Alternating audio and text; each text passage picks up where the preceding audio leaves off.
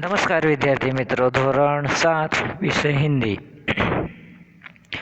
સચ્ચા હીરા પાઠની અંદર આપણે શરૂઆત કરી દીધી હતી અને ખાસું બધું ચાલી ગયું હતું. એમાં આપણે 4 સ્ત્રીની વાત કરી રહ્યા હતા જે ખરેખર કૂવા પાસે પાણી લેવા જાય છે અને ત્યાંથી પોતપોતાના બાળકો એટલે કે પોતાના પુત્રની પ્રશંસા કરતી હોય છે. બરાબર ને? આપણે 3 સ્ત્રીઓની પોતાના પુત્રની વખાણ કરતા જોયા હતા. હવે तीनों औरतों की बातें सुनकर चौथी स्त्री चुपचाप बैठी रही. આગળ જોઈએ તો કે આ ત્રણેયની વાત સાંભળતી પેલી જે ચોથી स्त्री છે એ चुपचाप बैसी रही છે. उसने अपने बेटे के बारे में कुछ न कहा. पहली उसे टोकते हुए कहा, क्यों बहन, तुम क्यों चुप हो? तुम भी तो अपने बेटे के बारे में कुछ बताओ. चौथी ने बड़े ही सहज भाव से कहा, मैं अपने बेटे की क्या प्रशंसा करूं? वह न तो गंधर्व सा गायक है, न भीम सा बलवान और न ही बृहस्पति सा बुद्धिमान. બરાબર કે ચોથી સ્ત્રી શું કહે છે કે તમારા બાળકોની જેમ મારો છોકરો તો કોઈ ગંધર્વ ગાયક નથી કે નથી ભીમ જેવો બલવાન કે નથી બુદ્ધિમાન જેવો બૃહસ્પતિ છે. એણે કહ્યું, कुछ समय बाद जब वे सब घड़े सिर पर रखकर लौटने लगी तभी किसी गीत का मधुर स्वर सुनाई दिया. सुनकर पहली स्त्री बोली, सुनो, मेरा हीरा आ गया है. तुम लोगों ने सुना उसका कंठ कितना मधुर है.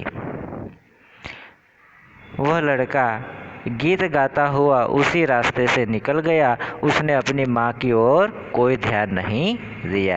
પેલો છોકરો તો આવે તો છે જ, પરંતુ શું કરે છે કે એણે પોતાની માँ તરફ से પણ ધ્યાન આપ્યું નહીં અને ગાતો ગાતો આગળ નીકળી જાય છે. इतने में दूसरी स्त्री का बेटा उधर से आता दिखाई दिया. दूसरी स्त्री ने उसे देखकर गर्व से बोली, देखो वह मेरा लड़का लाडला आ रहा है.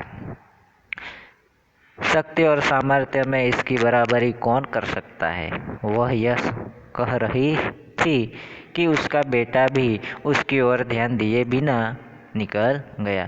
તે પણ પોતાના છોકરાની તારીફ કરે જ છે એટલામાં જ પેલો પણ ત્યાંથી પસાર થઈ જાય છે.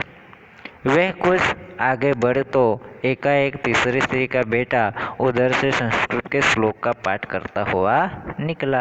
उसके उच्चारण से ऐसा लग रहा था मानो उसके कंठ में साक्षात सरस्वती विराजमान हो. આગળ પણ કહ્યું હતું ને કે ખરેખર એના કંઠમાં જાણે કે સરસ્વતી હોય એવો એનો कंठ હતો. तीसरी स्त्री ने गदगद स्वर में कहा, देखो यही है मेरी गोद का हीरा. इसे कौन बृहस्पति का अवतार नहीं कहेगा. परंतु उसका बेटा भी माँ की ओर देखे बिना आगे बढ़ गया. પરંતુ આમ 3 સ્ત્રીઓના જે પુત્ર છે પોતાની માँ તરફ સેજ પણ ધ્યાન આપ્યા વગર આગળ નીકળી જાય છે. वह अभी थोड़ी ही दूर गया था कि चौथी स्त्री का बेटा भी अचानक उधर से आ निकला. वह देखने में बहुत ही सीधा साधा और सरल प्रकृति का लग रहा था. उसे देखकर चौथी स्त्री ने कहा, बहन, यही मेरा लाल है. બરાબર, એટલામાં જ ચોથી સ્ત્રીનો જે પુત્ર હોય છે એ નજીક આવે છે અચાનક જ અને એ તો એનો સ્વભાવ એ સીધો સાદો હતો, પ્રકૃતિથી અલગ જ હતો. બરાબર છે, સરળ પ્રકૃતિનો હતો અને એ નજીક જ આવે છે ત્યારે ચોથી स्त्री કહે છે કે બહન આ મારો લાલ છે. चौथी स्त्री उसके बारे में बता ही रही थी कि उसका बेटा पास आ पहुंचा. अपनी माँ को देखकर वह रुक गया और बोला, माँ लाओ मैं तुम्हारा घड़ा पहुंचा दूँ. मना करने पर भी उसने माँ के सिर से पानी से भरा घड़ा उतारकर अपने सिर पर रख और घर की ओर चल पड़ा. કે ચોથી સ્ત્રી એના વિશે કહેવા લાગી ત્યાં સુધીમાં જ તો પેલા છોકરાએ શું કર્યું કે માં આ ઘડું છે અમને આપી દે અને પોતાના માથા પરથી પેલો વેડું છે એ પોતાના માથા પર લઈને આગળ ચાલ્યો જાય છે.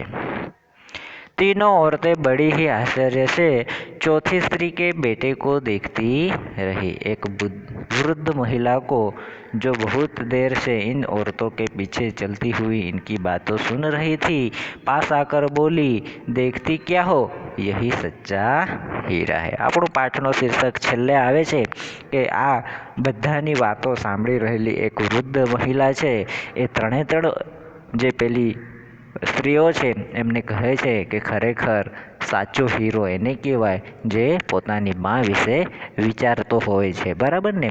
તો સચ્ચા હીરા આ પાઠ અહીંયા પૂરો થાય છે, બરાબર? એનો સ્વાધ્યાય અને અભ્યાસ તમારે લખીને નોટ કમ્પ્લીટ રાખવાની છે.